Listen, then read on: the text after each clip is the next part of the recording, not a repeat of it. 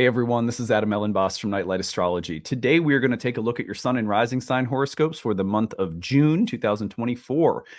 Alex is not with me today. He's traveling and we were not able to coordinate our schedules together. So he will be back next month and going forward, of course, he'll be with me. But rare kind of situation where we weren't able to sync up this month. But I'm glad he's getting to do some traveling. That's really, it's really good. So I will be breaking down your horoscopes, and we're going to be looking in particular at the energy exchange happening between the sign of Gemini and especially looking at the trine from Jupiter to Pluto across the Gemini and Aquarius trine. In addition to that, we'll be looking at the whole sign house of Gemini in particular, where the new moon takes place.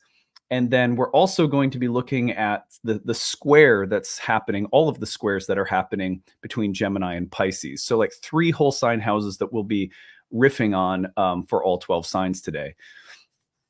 If you missed it, you can also look at the monthly overview for June, where I look at all of the transits that are coming through. I'm really excited to announce that very soon I will be adding a second co-host. Alex is helping me with horoscopes and has been for a while. I will be adding a second co-host to the show for the monthly overview videos, someone to help create some conversation and dialogue and add more thoughts and delineations into the big overview for the month that I do right next to horoscopes at the end of every month and prior to the start of the next month. So stay tuned for that, because over the summer you'll get to meet someone new who's going to be helping me break down those big monthly overviews. Anyway, so that's our agenda for today. Before we get into it, as always, don't forget to like and subscribe. Share your comments and reflections as we go today. It's always nice to hear from you guys. You can find transcripts of any of these daily talks on the website, which is nightlightastrology.com. I want to take you over to the website because we are promoting 2 things. One is my monthly webinar for the month of June, and the other one is our upcoming programs. So if you go to the events page, click on live talks and scroll down, you will see on June 13th, I'm giving a talk called The 12th House, the World We Struggle to See. This is about the healing potential of the 12th house in your birth chart. So if you are interested in that talk, it's from 7 to 9 p.m. on June 13th. If you can't make it live to the webinar, we send you the recording link afterwards so you can watch the replay. So, and that's, again, June 13th. Hope to see you guys there. Really good talk, I think, on the 12th house that everyone will like. It's a very misunderstood house, and a house that, if we do take the time to understand, there's so much healing potential there for us. First year course in ancient astrology begins June 16th. While the early bird sale is over, need-based tuition is still available. So if you are someone who wants to take the course but needs a little help, you can apply for need-based tuition. And also there is a normal payment and payment plan available for you as well. But anyway, that starts June 16th. A really good astrological transit to study under is the Jupiter-Pluto trine in air signs. It's a really nice, auspicious time to enter into astrological training. If you stick around at the end of today's program, I also have tagged on an informational video about the horary program, which also begins in June.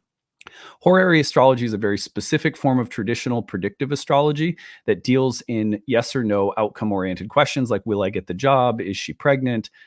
Will we get married? Will my cat come home? And it's a very fascinating form of astrology. You need to have a little background in traditional astrology, but check that out as well. If you stick around again after today's talk, there's an informational video where I'll actually show you what a horary reading looks like, so you can see it and decide if it's something that you may want to study this June as well. So that is our promotion for, those are our promotions for the day. Any questions about any of that material, email us info@nightlightastrology.com. Alrighty, so let's talk about the transits of the month, and then we will start breaking them down for all 12 signs, starting with Aries. I do miss Alex being here. I will tell you right away. It just doesn't feel like horoscopes without him. But he'll be back again next month, and we will be here for the rest of the summer. So really, the major event of the month involves so many planets, including Jupiter entering Gemini, a new moon in Gemini, a Venus cazimi at the heart of the sun under the new moon in Gemini, Mercury being in its own domicile in Gemini. Like everything is Gemini focused this month. So that means the whole sign house of Gemini in your birth chart is very active. All these planets are going through squares throughout the month of June to Saturn in Pisces and Neptune in Pisces. So we're going to look at the combination of the Gemini and Pisces houses. And then the other thing that we need to pay attention to is the activating energy in a smooth, harmonious trine, that this very, very active quality between Jupiter and Pluto. Those two planets are really energizing things this month. So we'll also see the trine between the whole sign house of Gemini and Aquarius as a feature of this month's horoscope. So I'm going to roll through the emphasis on Gemini as the baseline for all 12 signs. I'm going to look at the squares to the sign of Pisces as a secondary layer of information. And I'm also going to look at the trine between Jupiter and Pluto in Gemini and Aquarius as another very active part of the month ahead. So without further ado, let's get into it. Here we go. So for Aries, again, the baseline is Gemini. So that's your third house. Place of mind and environment. Mind, mood, emotional, physical environment. So when you see a new moon here with so much focus on the third house, you're thinking about the desire to change the environment. It could be a physical change of location, mental, emotional shifts. Something about the environment is changing dramatically, and probably with respect, the way it's changing is with respect to ideas and people and the kind of stimulating air energy that Gemini represents, which will bring in new people, thoughts, ideas, plans. It will bring in new kinds of material that you're learning or getting curious about, and it may also stimulate change with respect to things like technology, or the way that you're perceiving things, and the way that you're communicating. The importance of communication this month for Aries is key. So when you see all of that, and then you notice that one of the key dynamics of the month also involves Jupiter trining Pluto in the 11th house, a place of friends and allies, a place that connects us to people who are conducive to the realization of our aspirations, dreams, goals, and plans. Now we're starting to see that the busyness of the mental activity in the third house is connected to allies, groups of people, and larger dreams and ambitions in the 11th. So I look at this for Aries and I think, yeah, the people and thoughts and ideas and stimulation of mental activity this month and the social connections that are available are really exciting. There's something about the skills you're learning and developing, or the ideas and thoughts and plans that are being shaped right now. And especially, again, with respect to people and groups of people that may be helpful or useful to you in the realization of your goals or dreams. And there could also be some emphasis on changing your mind and allowing your mind to be changed by important new people or groups that are entering your life. But anyway, all of this has the feeling of the feeling of being very supportive to those Aries folks out there right now. With Mars in the North Node in your first house, there's a lot of emphasis on the need to individuate and to take a stand or to act in a way that is very assertive and direct. Like, this is what I want, this is what I'm doing. And all of this airy energy to me suggests new strategies, plans, ideas, people, and sort of social currents that are pushing you along toward the realization of your dreams. With respect to the square that exists between the whole sign house of Gemini and the 12th house, where we see Saturn and Neptune. Now, all of these planets in Gemini will be going through squares as the month goes on to Saturn and Neptune in the 12th. This is important because as much as the picture for Aries looks like forward movement and a lot of social and mental stimulation, there are emotional undercurrents and questions about what you are willing to sacrifice on behalf of the things you want or desire, and whether those sacrifices are healthy or not, which may call into question the ambitions that you have and the nature of them, and whether they are in turn healthy or not. There may also be questions about emotional intelligence. A lot of the airy energy paired with Mars in a fire sign in your first house feels it feels like there's a lot of mental uh, mental action, which means strong ideas and the desire or impetus to act on them as quickly as possible. It's like pressing the gas pedal. But Saturn and Neptune may force you to slow down and think about the emotional consequences of your actions, or they may force you to think about the broader and more long-term ramifications of various choices you're making on people in your life and relationships in your life. There may also be some themes of compassion or concern for more universal topics in relation to what may feel like a very personally fruitful and ambitious period of time. So it's asking you to perhaps weigh your personal goals and ambitions against larger needs or larger, more universal themes. And the contrast between the me, the individual, and a larger collective or other people's needs is maybe coming into a little bit of conflict this month. It's something to work out. It's not wrong to have personal agendas or desires, but there may be some way in which you are being forced to look at those in relation to other people's needs and values, or other people's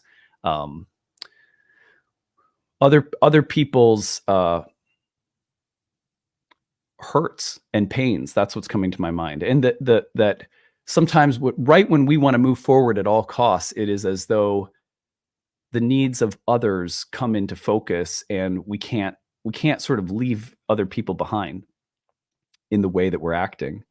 On the other hand, sometimes people or things try to hold us back right at a time where we need to take a step forward and perhaps set better boundaries, and we have to stop blocking ourselves from some kind of growth or change, and let other people figure it out for themselves. See, so it can kind of go in either direction at any rate. All right, so that, to me, those are some of the big themes for Aries. Let's move on to Taurus. So for Taurus, the baseline again is with respect to Gemini and this new moon in Gemini, Jupiter entering Gemini, the cazimi of Venus in Gemini. Excuse me. So this has to do with what you're building, growing, developing, or cultivating. The second house is the house of money, but not because it's just the house of money, but because money is the result of things that you grow, develop, and cultivate by virtue of your skills, talents, abilities. The second house is really anything that you own, possess, develop, or cultivate through your own effort and skills and intelligence. So for Tauruses right now, the emphasis is either on the fruit of your labor and starting to see some kind of the manifestation of things growing in the garden of life that you've been building and developing, or it could be about the launching of a cycle where you're going to start developing and building new things, new resources, new streams of revenue or income, new aspects of your business, or even new parts of your body. The second house is related to all of those assets and resources that we cultivate that are both physical, mental, intellectual. Could be a period of time in which you're developing new skills or resources for yourself as a professional. It could be about things you're developing with respect to your health or your body, your wealth or your income. But it's also about, the kinds of energy expenditures that are coming up right now as well. You think about income and expenses in the second house, generally speaking. So it's energy output and intake, you could say. Anyhow, the interesting piece here is that we see Jupiter getting energized by a trine to Pluto. So what you're cultivating right now, if you're a Taurus, has a direct relationship on this kind of transformative and revisionary process that Pluto is bringing into your career house or into the house of your public reputation, public image, and so forth. So with respect to the theme of building, developing, growing values, resources, and assets, there's an intimate connection between that and this kind of process of transformation that Pluto has been initiating with respect to your career since earlier this year. Finally, I think that we can see strong relationship between the cultivations of the second house for Taurus and some of the limiting or broader considerations that Saturn and Neptune are forcing you to consider with respect to groups, community, friends, allies, a larger picture of social connections and what kind of loyalties or alliances, emotional concerns, and sacrifice are you making within broader communities? So, for example, as you're growing things in the second house that are ostensibly like for you, there may be concern or question that you're looking at, you're evaluating where some of those values lie with respect to larger communities, groups, or collectives. So, how are the development or growth of your values relating back to larger concerns for other people or larger, more humanitarian or charitable concerns? It may also be about what you're growing or developing and reaching the limits of how much of that can go to or belong to other people or groups or collective concerns that may not really be your own. And so again, we were talking about this with Aries, but there's almost a sense of what I can and cannot sacrifice of what I have or what I'm developing. And also what I may need to sacrifice or what kinds of concerns, like legitimate concerns, I need to pay more attention to with respect to other people or the larger world that I'm a part of as I'm cultivating or trying to grow new things. So it's a really interesting time for Tauruses where the development of assets, resources, change in career is also being sort of pitted against larger collective concerns that you may be done caring about, that you have to stop giving too much to, or that you may feel like you need to take into deeper consideration and give more to. So it could really go either way. Anyway, those are just a few thoughts that come to my mind for Taurus risings. I do miss having Alex here to bounce things off from. Let's go on to Gemini. So with Gemini, again, the baseline for the month is all of this activity with respect to your first whole sign house, all of the activity in the sign of Gemini. For Gemini risings, this makes the month pretty personal. When you have so much taking place in the first house, it's a Jupiter year now in your first house. We're really thinking about how can I grow and expand and learn and develop personally, psychologically? Jupiter in your first house is a learning year. What are you here to learn this year? How is Jupiter, the metaphorical guru, here to enlighten your life in the next year? And some of that will be through the ways in which you visit the shadows of your ego, your pride, your sense of self-importance, or your lack of confidence, and the need to build more of it or to curb it if there needs to be a little more humility. So it's a year of tremendous learning for Gemini. So the cultivation of new skills, ideas, thoughts, visiting your psychology and really looking at your behavioral patterns and asking if they are taking you where you want to go. There's a reset of personal values, maybe even a shift with respect to your health or your appearance, or with respect to your really your sense of identity. Who am I and why? Big learning year there. I love this energy. One of the things that it is also associated with is the whole sign and degree-based trine. This whole sign trine will be active for a whole year. The degree-based trine happening right here at the beginning of June, though, between Jupiter and Pluto across the first and ninth house. So these personal changes are coming as you are also trying to make some very deep and profound revisions to your belief systems. The ninth house really has to do with our understanding of reality from a spiritual, theological, philosophical perspective. It is the house of learning and education. And so how are you changing as some kind of educational process is unfolding? Or how are you shifting your understanding of self or even your physical body or your sense of calling, purpose, and character in the world as you are also looking at these deep, intense transformations of belief, understanding? The question about teachers and education is in the air. Maybe also some really important travel that could happen in the next year that is conducive to self-exploration and the kind of transformation of identity implied by all of these first house planets. So I love that connection there. It's very smooth. I would also I would also feel like it's a year to be experimental and to ask a lot of questions about who you are and why you're here. We also see that for Geminis this month, there's going to be a pretty strong connection to all of these squares to Saturn and Neptune in Pisces in your 10th house. So as you are taking off, you sort of the first house is like you're pressing the gas pedal on personal change, self-exploration, and it feels there's a really exciting energy in the air with all these Gemini transits in your first house. All of the squares to Saturn and Neptune and Pisces, again, speak to me about the need for greater emotional awareness and intelligence. How are your choices impacting the world? Or what kinds of sacrifices do you need to make with respect to, say, your career or your calling and your purpose in a maybe perhaps more public, societal, or professional sense? And what kinds of sacrifices do you need to make so that who you are and what you have is actually contributing in some way to the world? And are there sacrifices that need to be made so that what you're doing is not too insular or removed from broader concerns? We all are social animals. And so there's some call to look carefully at your personal growth in relation to a kind of obligation to the collective that you're being asked to consider, especially with respect to your career. On the other hand, sometimes we feel beholden to the collective at the cost of our own individuality. And that's a theme we're seeing repeated over and over with all the squares to Saturn and Neptune and Pisces. Such concern for collective emotions and needs, such collective potential for collective guilt around, well, am I giving enough? Have I done enough for others?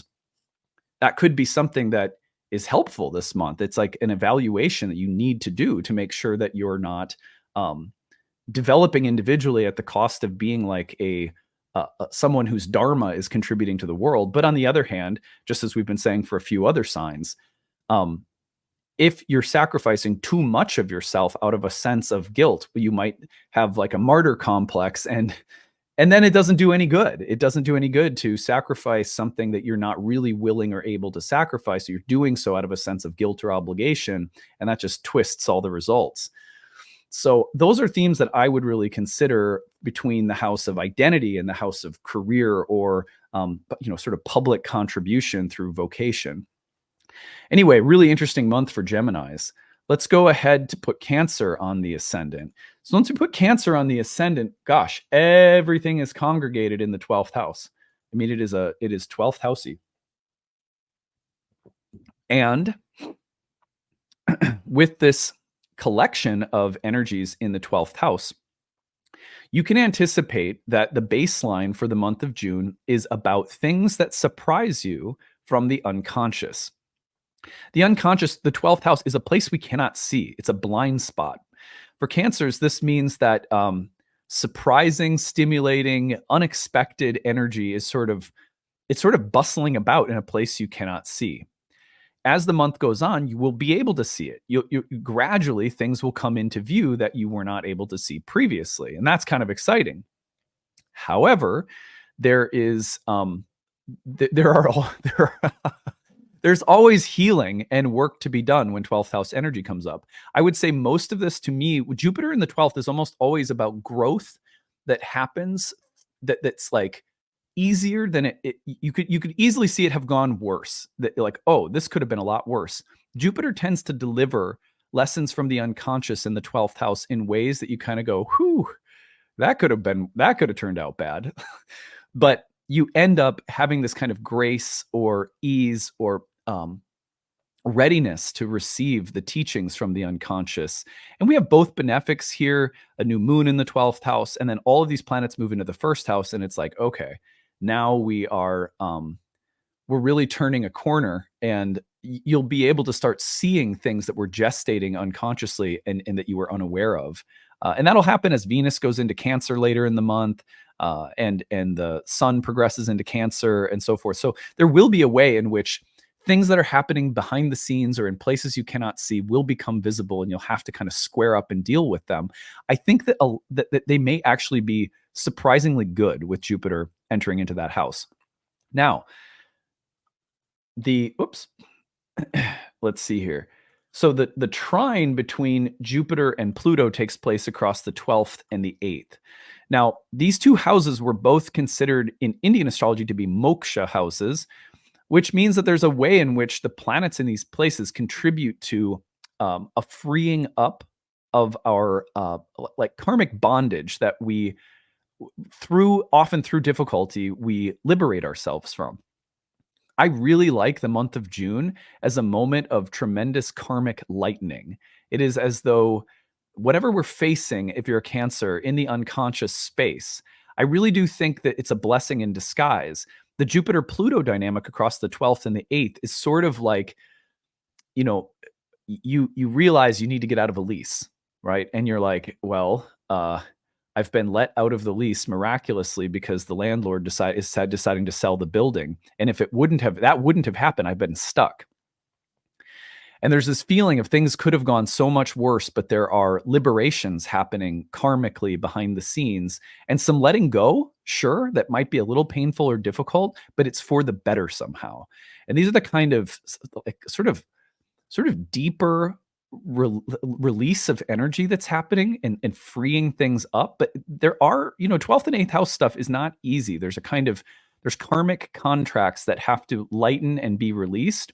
And in order to do so, there may be some painful level of awareness or recognition of unconscious material that you have to kind of wrestle with. But again, I think ultimately this is going to be a very positive thing. And by the end of the month, a lot lighter for Cancers. Now, simultaneously, we also have all of these squares to Saturn and Neptune in the 9th house, which means that there's going to be this very intimate connection between this kind of unconscious stirring of material and the 9th house, which is the place of religion, spirituality, philosophy, learning, long journeys. And so when I look at this, I think to myself, yeah, this unconscious material is part of a process that's been going on for a while for Cancers of looking at our sense of moral or theological obligation or responsibility. Like all of us, by virtue of what we believe, end up feeling bound or obligated to various people and to various behaviors. And there may be some sense that this is the month where we realize we need to return to a path of faith, where we've been out to sea, we've been questioning things, there's been doubt, there's been uncertainty, and now we're seeing that in order to navigate some of the tumultuousness, we need to come back to something resembling a faith path, a committed set of beliefs or practices. On the other hand, there may be ways in which this month ahead is causing us to further question or doubt or refine or let go of beliefs or thought forms that are not really useful any longer.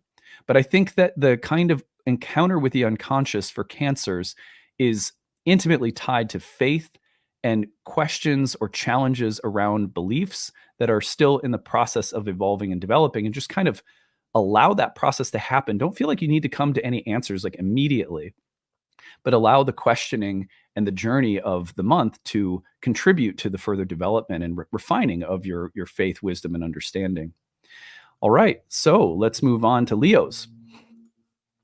For Leos, we have this big emphasis on the new moon in Gemini, and that's going to start as the baseline of the month by emphasizing the house of friends, allies, community. The 11th house is called the joy of Jupiter, and it's a place that is all about the things, the people, the resources that are conducive to the realization of our dreams, aspirations, wishes, and hopes. So it's a very positive house in that sense. And for Leos, I would see this month as one in which a lot of new people and allies and resources are opening themselves up. Maybe so many of them or enough of them that some discernment or some careful choosing among options is the hardest part of the process. But I could also see this as just a period of time in which, like, again, an image I've been using recently is like a field of pollinating bees. You can just see them moving from flower to flower. There are a lot of avenues and streams of information and people and opportunities that appear to be coming up for Leos this month. One of the interesting pieces is to consider is that Jupiter in the 11th is also trining Pluto in the 7th. which means that there may be a way in which some of these social opportunities and changes are being energized by a process of change and transformation that's also been taking place with respect to love and intimacy. So when you think about Jupiter in the 11th trine Pluto in the 7th, you think about what kinds of people have entered my life in the past year or so that have been making a big impact on me in very deep personal ways, probably through things like, intimacy and love. And in what ways are those relationships participating in larger and more dynamic social and maybe professional changes in my life? When we meet new people, they often become instrumental with respect to our dreams and goals. I remember, when I met my wife, it was very 11-7 kind of connection, where we were both at critical junctures in our careers, and the relationship, while being exciting, on an interpersonal level, like we're excited about each other, it was also a lot of things that we were, that we were inspiring in each other professionally. And we ended up opening a yoga studio together and so forth. So I wonder if for Leos, there isn't also some sense of the collaborative ambitions and aspirations in your life being intimately tied to big changes that have been happening in the sphere of love and relationships. So that's one way of thinking about it. And then finally, we also do see continued squares across the Gemini Pisces houses throughout the month. That 8th house dynamic, and again, Saturn Neptune, so much about collective obligation. And so in the 8th house, it's like, okay, here's all this exciting and sort of busy, stimulated looking 11th house stuff going on, and that I would say that probably means that there's a lot of possibilities, opportunities, avenues of collaboration opening up. And that energy is very exciting. And it makes you feel like you can do new things and accomplish new things. The Saturn Neptune square feels like someone or something that's holding you back, a weight that, it's like well, I could do this, but I have this one karmic contract that it's like, I often see this in the lives of clients, for example, across 11 and 8, when they're excited about something, but they've got to take care of an ailing parent or grandparent, and it takes up a ton of their time, and they can't move forward because they're bound to help someone pass out of their body, right? That's like a 11 to 8 kind of obligation. What obligations do you have to other people? What emotional forms of sacrifice or concern or consideration for others are holding you back right now? And which of those obligations ought to hold you back? Because maybe you're getting too fired up and cocky, and you're getting out over your skis. And so there might be something about Saturn and Neptune in the 8th holding you back, just gently reminding you that there are bigger themes that have to be incorporated into whatever you're trying to do right now. Other contracts, soul contracts that have to be finalized, or you can't just skip past them. You're obligated and bound to them in some way. Now, the other thing could be that maybe you have a tendency to put others first so regularly, and maybe it's an old pattern of seeking recognition through self-sacrifice. A lot of the times people will say, well, I can be sacrificing. Maybe that makes me special. Maybe that grants me some sense of being special to other people if I'm constantly sacrificing. And this might be an opportunity to sort of say, yeah, but only up to a certain point. And then if I keep going, I'm going to sacrifice elements of myself that are not healthy. So again, that's so much the theme with Saturn and Neptune and Pisces this month. But questions about karmic contracts, sacrifice, maybe being overly sacrificial, and discerning about the difference. Those are things coming up with respect to the squares between Gemini and Pisces in the 11th and 8th. All right, let's go to Virgo. So the baseline is our new moon in Gemini for Virgos, which is in the 10th house. And that is going to place the emphasis for the month on the place of career. So you think about Jupiter entering the career house, a new moon, Venus Cazimi, Mercury being there. Gosh, the feeling is that there's an abundance of new energy coming in and starting to shape and or reshape or refine or refocus your career path right now. I love Jupiter up there for a year of growth opportunities.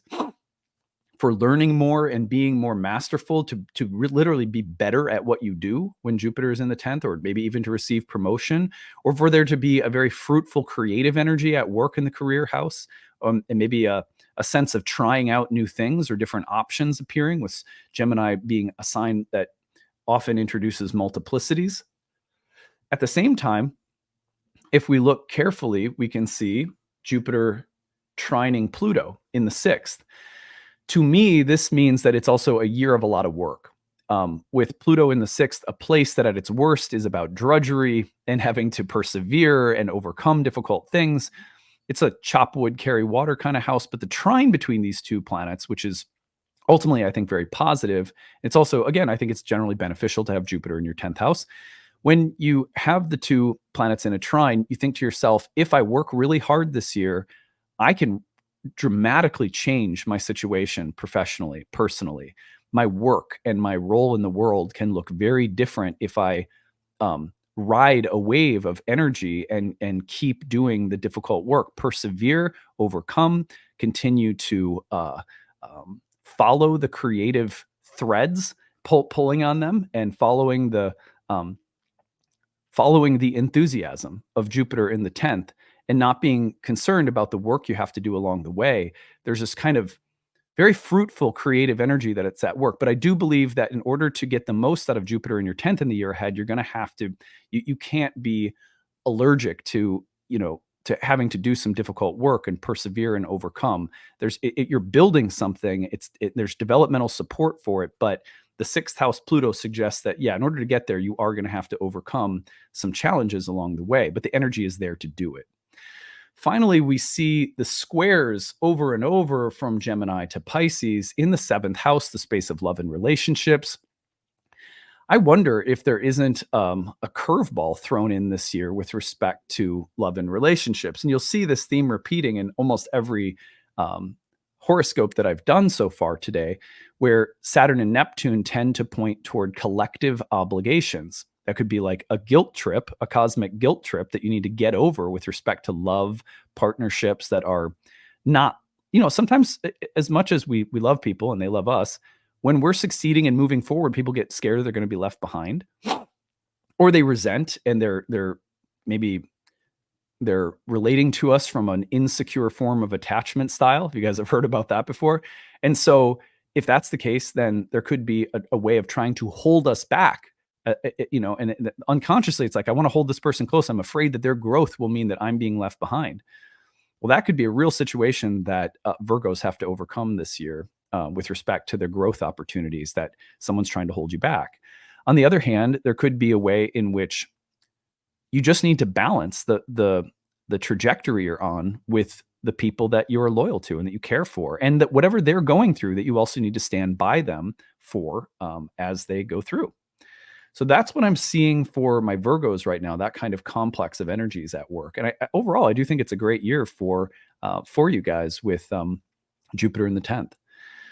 All right, let's go on to Libra. This places the emphasis on the Gemini stellium in your 9th house, the place of wisdom and understanding, learning and long journeys, horizon expanding travel experiences, teachers, gurus, theology, religion, mysticism. And this is really a house that suggests for Libras that the month of June is about refining and developing a philosophical outlook. This could also be about returning to school or developing your understanding through teachers and education. There could be meaningful travel coming this month. Whatever the case may be, we know that this is a month where this is a Dharma house, and it's connected through trine to the 1st house. So the question of cultivating your self-understanding through continued reflection and learning, study and inquiry, doubt and questioning, but also opening yourself to learn and be guided. These are the themes that are very important for Libras this month, and in a sense will continue to be important for the year ahead. Now, when we see that Jupiter in the 9th is trining Pluto in the 5th, another Dharma house that's intimately created to a sense of creative fulfillment that comes with inhabiting our best self. Like, we should ideally feel creatively stimulated and happy, and some degree of creative fulfillment should accompany the development of faith, understanding, wisdom, and the development of our character. So this is a year in which, in order for you to grow personally, you have to look at the process of learning, of faith, of your philosophical views evolving and developing, of asking good questions, of being a learner, of expanding your horizons, and of looking closely at the connection between your evolving spiritual outlook and education and the level of creative fulfillment. Do you feel satisfied and happy? And creatively, do you feel fulfilled? Are you doing things that give you a strong sense of creative fruitfulness? Does your life bear fruit creatively? Which means, like, am I feeling like I'm doing things and creating things with my free will that are beautiful and that give me a sense of being on a path? So that, along with philosophical development, form a huge part of the month of June and also the year ahead for Libras. Now, when we look carefully at the squares this month between Gemini and Pisces, here we see that the development of faith, reason, kind of philosophical transformation that's depicted by the ninth house is also happening in relation to Saturn, Neptune in the sixth, a place of sacrifice, a place of hard work. So we know that the opening of the mind and the questioning of the ninth house, which is a place of learning, that this is happening as you're also exploring those emotional, weighty hindrances that tie us into bigger dimensions of life. For example, okay, I'm learning, I'm growing, I'm evolving, I'm getting excited, I'm transforming my mind, I'm opening up creatively. What about suffering? What about the collective existence of suffering? The sixth house Saturn and Neptune is a bit like asking, yeah, but what about disease? Or what if I'm opening and expanding my mind and getting excited, but I have to have a foot surgery or something like that? Very Pisces, right? Or what if, as I'm opening to all of these new things, I also find that there's some sense of collective obligation? Yeah, but what about, okay, I'm growing and evolving my worldview, but what do I do philosophically as just a little individual with respect to trying to help in the great picture of humanity and all of the problems that people like? Shouldn't I have some role collectively? So, sacrifice, hurt, pain, disease, suffering, all of the weighty collective emotional realities of Saturn and Neptune in the sixth are participating in the unfolding of new thoughts, ideas, learning, and even the emphasis on personal creative growth is having to square with the presence of suffering and sacrifice and larger emotional problems that exist in the world. So it's a weighty place to be considering all these things at once. All right. So we will continue on now to Scorpio. Okay, we are on to Scorpio. I had to take I had to pause for just a second there because my daughter was knocking at the door. She was she's like, "What are you doing?" I'm like, you want to sit in on Scorpio? No. So, okay, so here we go. We are now looking at Scorpio and the collection of planets acting as the anchor for the month in the sign of Gemini in the eighth. Now, one of the things that happens when we see benefics getting together in the eighth, like the Venus cazimi at the heart of the sun, a new moon, and Jupiter in the eighth. Um, One of the most positive significations of the eighth house involves the esteem of other people, which means what they have to offer or give us because they like us, or because they are obligated to us in some ways karmically, and not necessarily in a bad way, like you owe me or something. Just the truth of the matter is that we owe people things in this lifetime, and they owe us things emotionally, financially, and in all sorts of other ways. And the eighth house really speaks to those soul contracts. And what I like here about the upside of Jupiter in the eighth is the potential for us to basically inherit or come into the receipt of like good things karmically through other people. Now, there could also be some warning that, we're going to Jupiter and Venus could also mean that we're going to be asked to give abundantly to other people, or that we'll receive abundantly from other people. It could also be the establishment of many new types of karmic relationships where there's some kind of give and take. And it could also be about the freeing up of old karma and new karmic relationships entering as a result. So that is all, I think, really exciting. Now, the other thing we have to look for here is the fact that Jupiter is trining Pluto. And the Jupiter trine to Pluto will energize the development of eighth house karmic contracts, for better or worse, by also putting us in touch with some history that comes from our roots. So home, family, parents, ancestral karma, karma with respect to a partner or spouse's family, or our own, or our living environment. So the kinds of karmic contracts entering our life and the give and take implied by all of the Gemini energy in the eighth is also tied intimately to continued transformation that's been occurring since Pluto entered the fourth around the topics of home, family, and living environment. So the two are kind of mutually inflected upon one another this month. And I think that probably means that the potential for a transformation of karmic circumstance such that we're coming into contact with better or more supportive resources is there, but it may also require some, turning over of the soil, like aerating the soil at the roots of our lives, and that could mean, the process of Plutonian change and transformation, which is often a little intense, is very active this month for Scorpios, especially around home and family. Now, the other key thing that's happening are all of the squares to Saturn and Neptune in Pisces. Now, again, Saturn-Neptune is often about the kind of collective karmic debts and also reaching the limits of things. I wonder if, like, one of the things that I would be very careful about for Scorpios right now, if you were my client and I was looking at this, is I would say, be careful of what you sign up for, what you agree to, or who you get into relationships with respect to happiness and creative or even sensual fulfillment. Saturn and Neptune in the fifth house are indicators of the potential for repression around things like desire, love, sex, creative fulfillment, and happiness. And I wonder if some of the opportunities being taken advantage of may not come at the cost of some level of creative authenticity, or at the cost of feeling or being involved with things that make you feel legitimately happy and creatively fulfilled.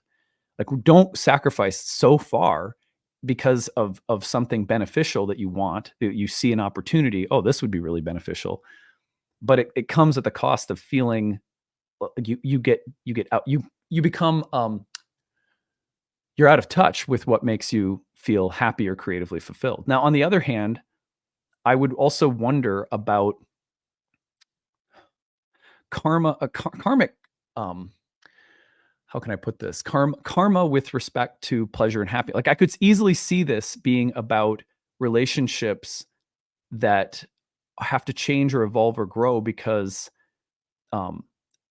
there are questions about what constitutes healthy pleasure. Or, like, for example, let me just use an example because I'm stumbling over my words right now. I could imagine a relationship in which both people, or even one person, is having to give up drinking or give up smoking or deal with some kind of bad spending habit. So in other words, I also wonder about how relationships are becoming a mirror for some kind of self-examination and looking carefully at whether or not you're in sort of right relationship with your creative essence. A surefire sign that you're not in the fifth house is that you're seeking pleasure in ways that are damaging rather than healthy. So, okay, we're going to move on from Scorpio, probably the heaviest, most difficult for me to describe so far. So I apologize, just stumbling over my words there. All right, let's move on to Sagittarius. Okay, so for Sagittarius, the baseline for the month is the new moon, the Venus Cazimi, Jupiter's entrance, all into Gemini in your seventh house. This is the place of love and relationships. This is the place that we know as the place of our intimate connections. Now, if you're single, this could easily mean a month ahead in which you meet someone. If you're in a relationship, there could be important developments in the relationship or for your partner.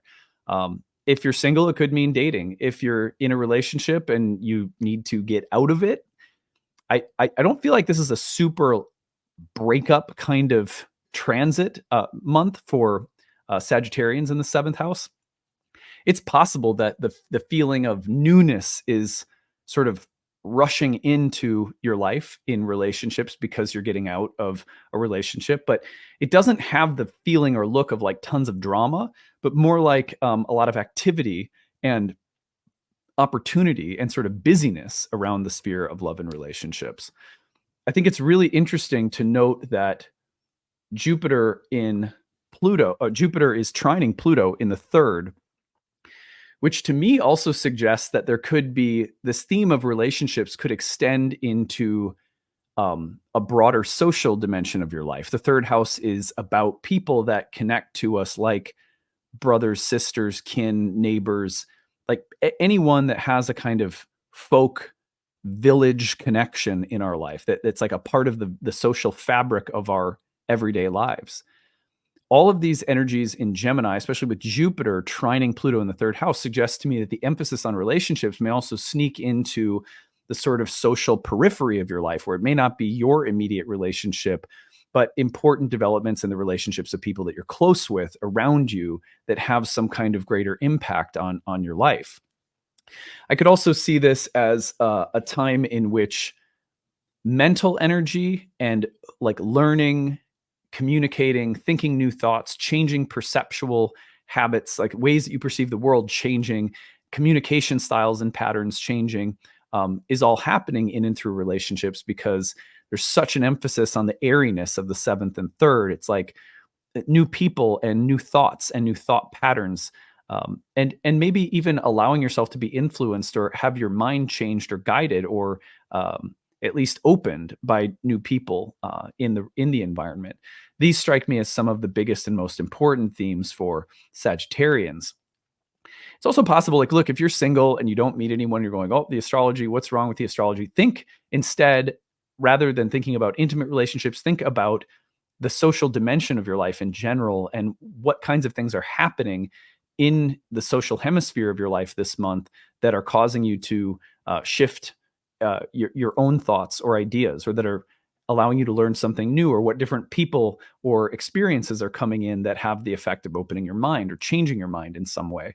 That those would also be consistent with the third and seventh house dynamic for people who aren't in a relationship and don't necessarily meet anybody. Well, the last piece to consider is all of the squares that are being made between Gemini and Pisces.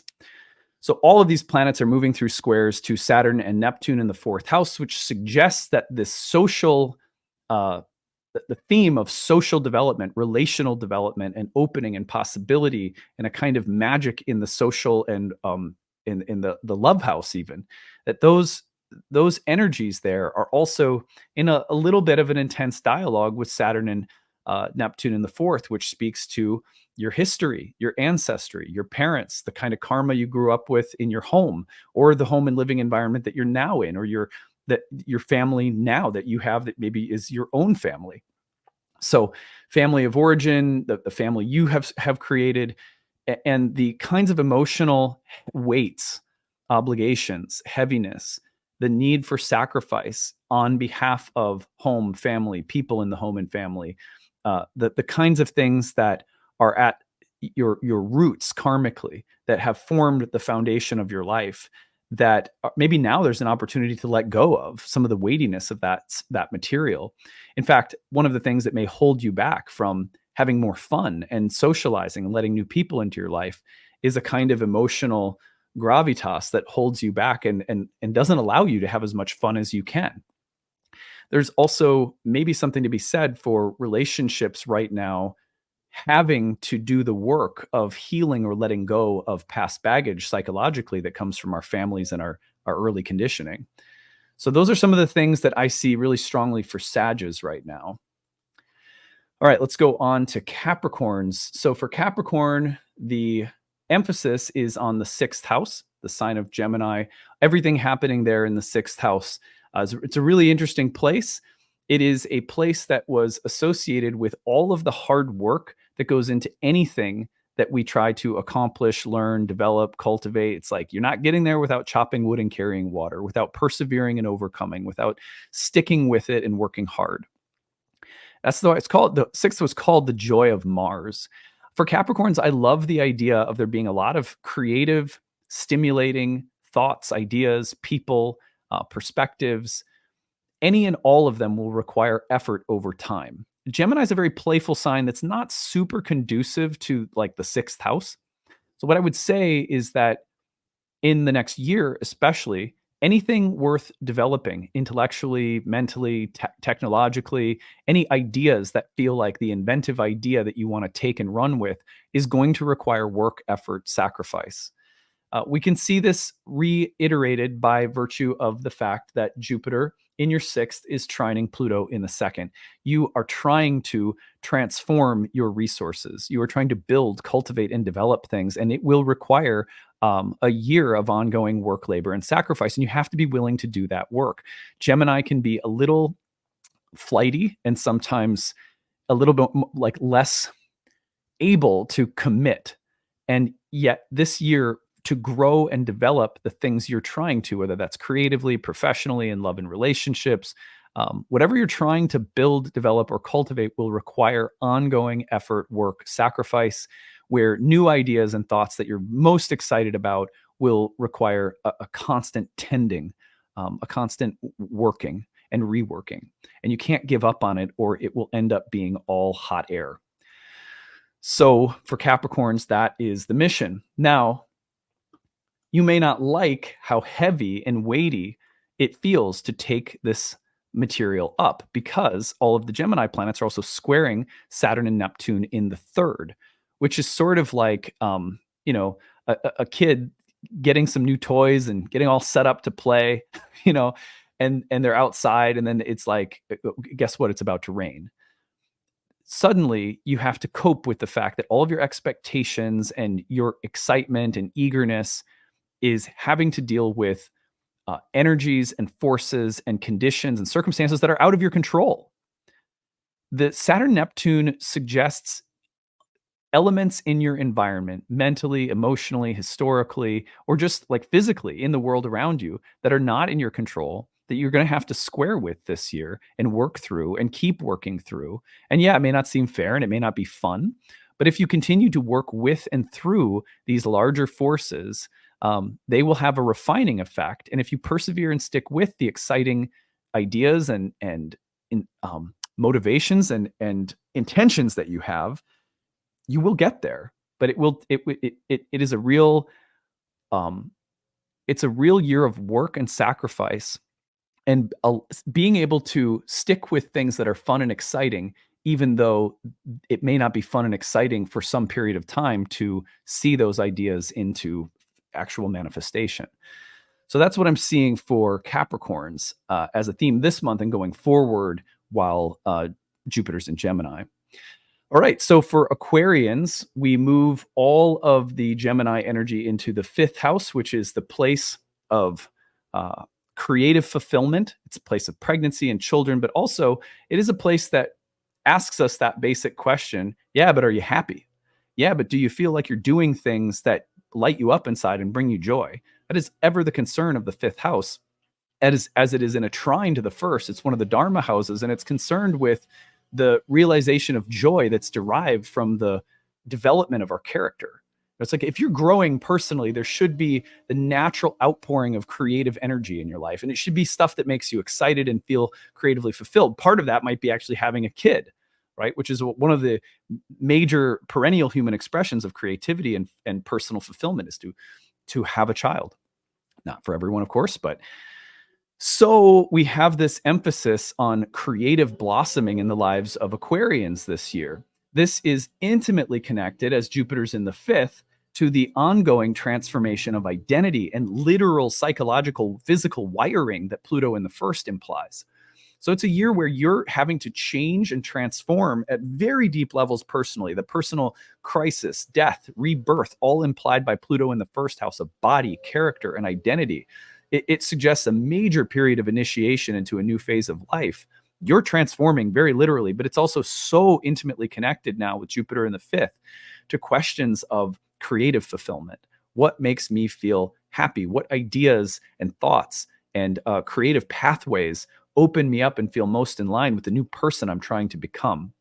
Now, as you go along, there are also series of squares this month between Gemini and Pisces across the fifth and second. You may be dealing with what feels like limited resources or all sorts of obligations that you have to build and develop other things, to pay the bills or to deal with, kind of karmic obligations that feel emotionally weighty and that are trying to that they may act as like a check or a temporary frustration with respect to the kinds of exciting creative themes that you're trying to develop. So steady as she goes, because this month, you are gradually paying off various karmic obligations, and you may feel like you don't quite have the resources you want to go where you want to go, or you may feel like just as you're about to go where you want to go, there's a bill that's due karmically, or you're having to try to go in the direction of new exciting things with limited resources to support you. But you got to keep working through this, because eventually that feeling of being held in check will dissipate. And that will happen as Saturn kind of finishes its work in Pisces over the course of the next year. Excuse me. All the while, Jupiter in the fifth house keeps amplifying and turning up the volume on creative fulfillment and inspiration. So you just know that season of feeling like sort of limited or held back in your creative pursuits will dissipate. You got to stick with it. Don't give up. All right, so finally we have Pisces, and this places the emphasis on the new moon, the Venus Cazimi, Jupiter's entrance into Gemini, all in your fourth house, place of home, family, roots, ancestry, parental karma, your living environment. So all of this in the fourth house could speak quite literally to things like moving, starting your own family, getting married, moving in with someone, changing locations, buying or selling property. It could speak to tremendous changes happening in your family of origin. It could also speak to things happening in the family of like a partner. So that the topic of home, family, living environment is really greatly emphasized this month for Pisceans.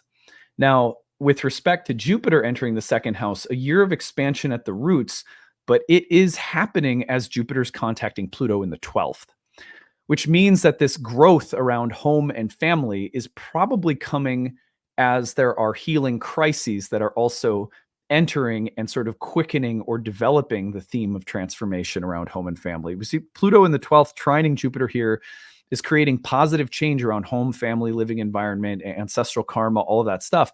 But it's doing so from the 12th house, which is a very unconscious space. So that there's a theme of like positive healing, transformation, and crisis around the roots, around home and family that will take place as the year unfolds. Maybe especially here in June, some of that will happen really rapidly.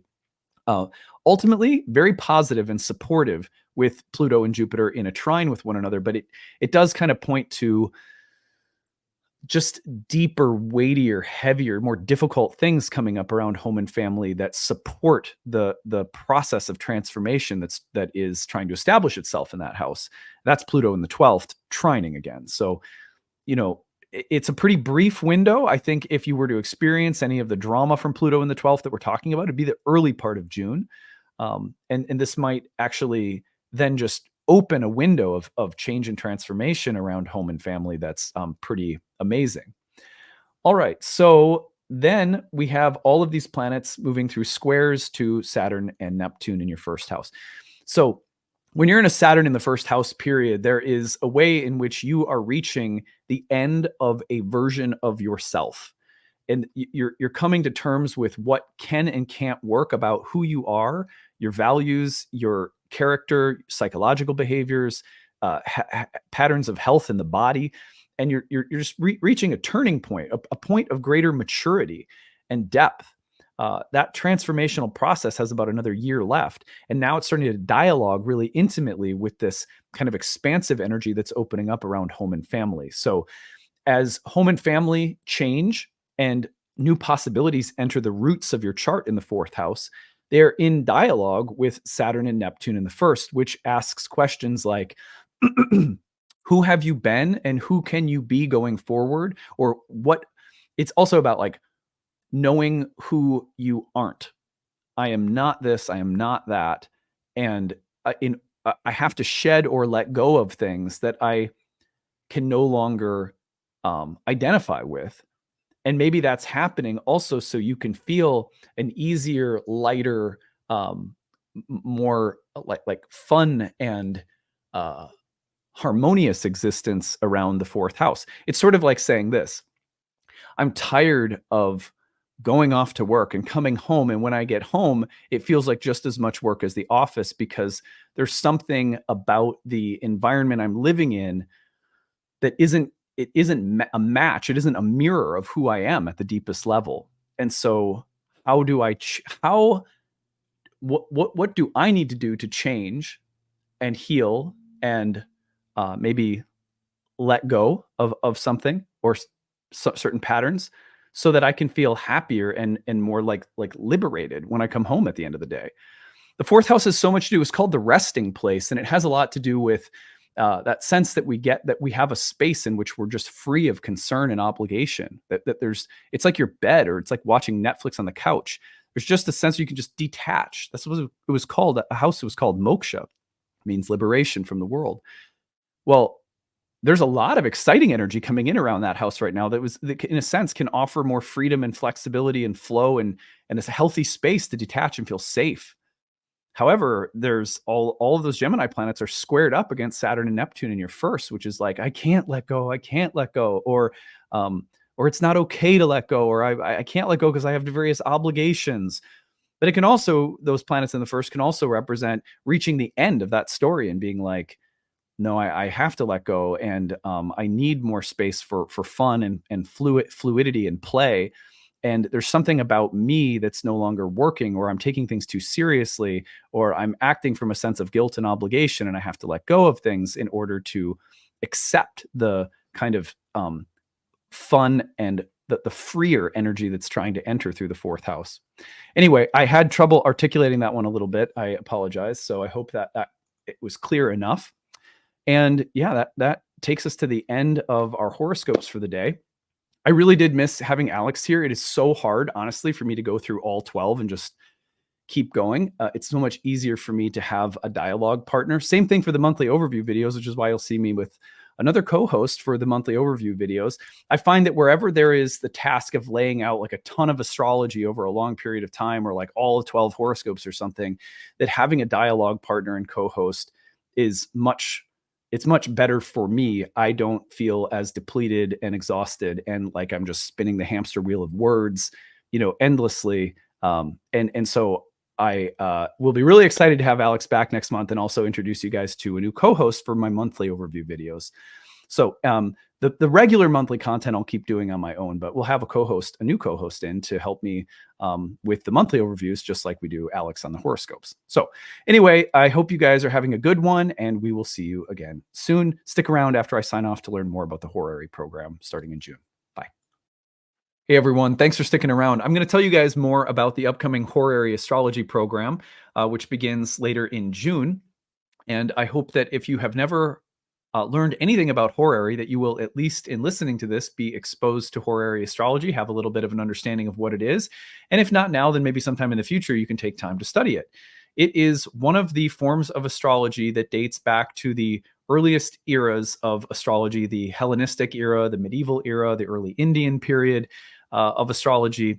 And it is a branch of astrology that is concerned with specific predictive questions. So, for example, a horary question is usually formed in terms of a yes or no answer, and it is cast from the location of the astrologer at the time that the astrologer receives the question. So a typical horary question might be, will I get the job? Or will we get married? Or my cat went missing, will she come back? There are applications of horary astrology that involve the location of missing items, like where is my missing pen?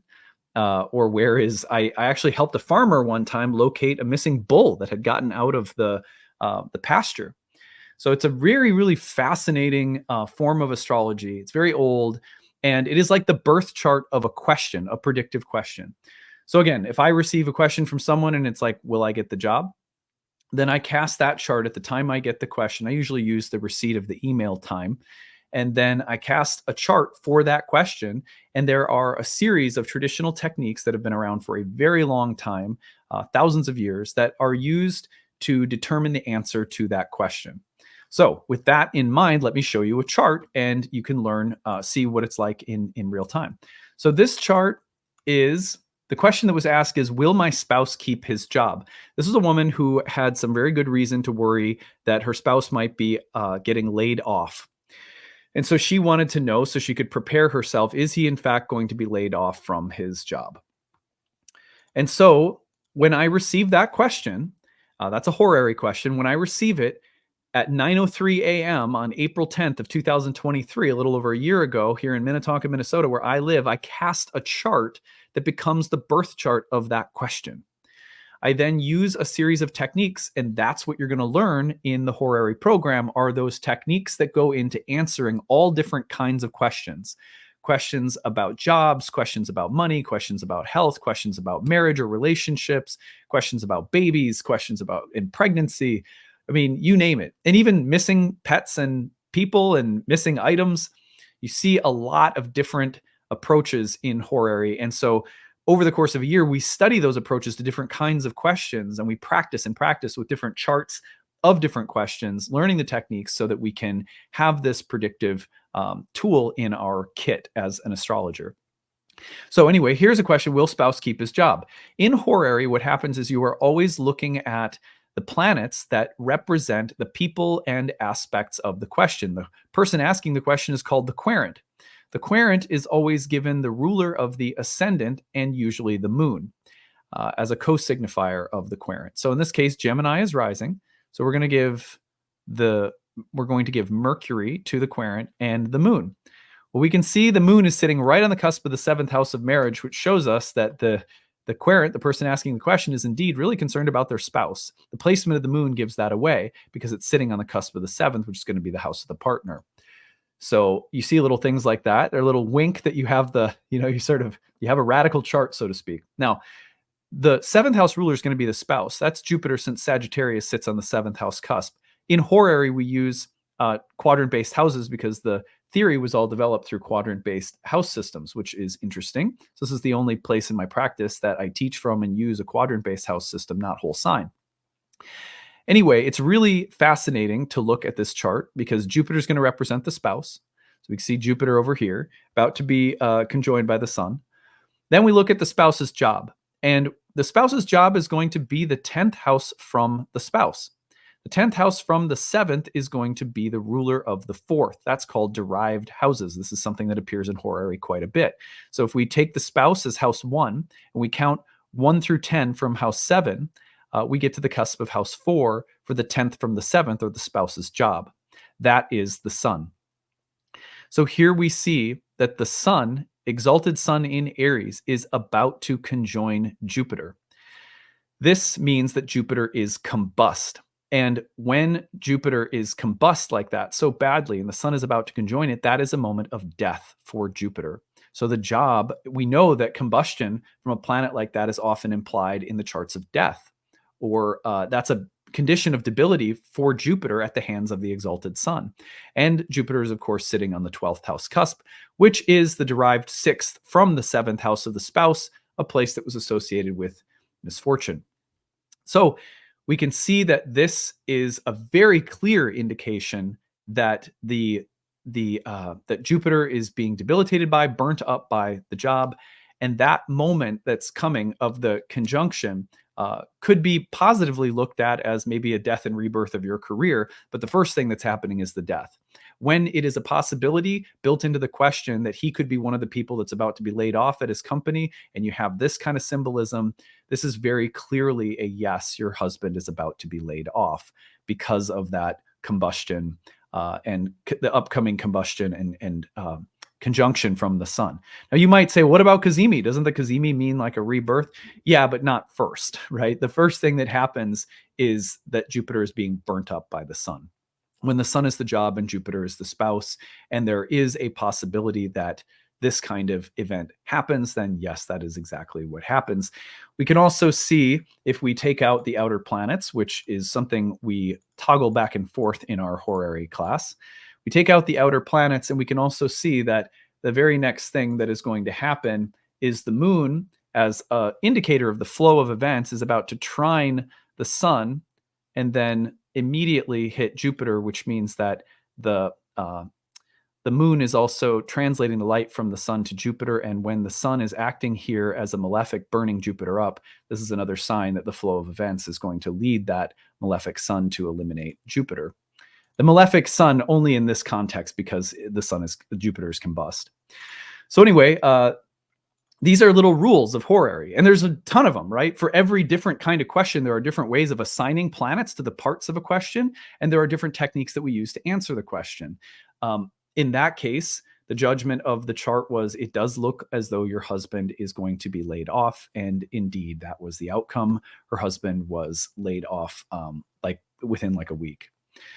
So the way that I framed it in the answer was very uplifting, because I said, this is when we see this kind of event, a Jupiter Sun cazimi, which we've had in the sky recently just now too, as I'm making this, that can be a sign of rebirth. So even if there's a death and a loss here of job, the opportunity for this to be a career reset is also implied by the transition of this Jupiter Sun conjunction. And she did write to me later in the summer last year to tell me that he found a new job. So, and it was indeed a positive reset. So half of the art of horary is delivering the news. How do you deliver a predictive result without increasing someone's anxiety, in a way that's constructive? How do we take what we see and translate it for someone when the question is predictive? And there's often a lot of, people have a lot of emotion invested in the outcome. So this is a beautiful form of astrology. If you are interested in studying it, here is how to register. You go over to the website, which is nightlightastrology.com, and you are going to go to the courses page. And when you're on the courses page, you're going to click on the horary course. You need to have a background in understanding dignities, aspects, and house meanings. And then it starts on June 22nd. At the bottom, you will find that there is need-based tuition assistance. And there are also payment plans that you can utilize, and a one-time payment saves a little bit of money. So, but if you need tuition assistance because it would be impossible for you to take the program otherwise, please be sure to check that out and come study horary. It's an amazing, amazing form of astrology. If I could do nothing but practice horary, I would, because it is so interesting to see the unique picture of each situation come to life in the context of a horary reading. There's no birth chart needed for it either. It's amazing that astrology can work that way. We always think, oh, it has to work off from a birth chart. No.